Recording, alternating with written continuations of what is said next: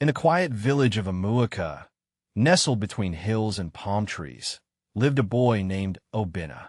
He was the last child of a poor farmer, and though his feet were always dusty and his clothes worn thin, his dreams were as wide as the sky.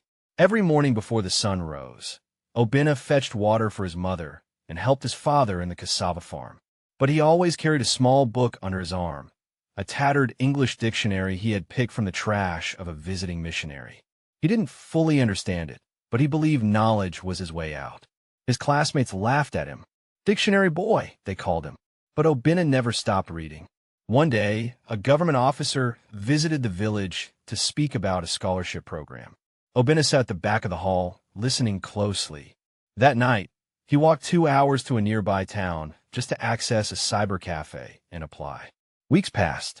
The farm needed more hands, his father was falling ill, and the scholarship seemed like a forgotten prayer. Then one dusty afternoon, a letter arrived. Obinna had won the scholarship. The whole village gathered to celebrate. His mother wept tears of joy, holding the letter as if it were gold.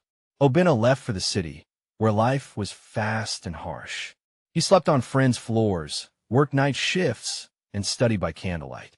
Many times, he thought of giving up, but then he remembered his father's cracked hands and his mother's prayerful songs. Years later, Obinna returned to Amuaka, not as the boy with a dictionary, but as a successful engineer and entrepreneur.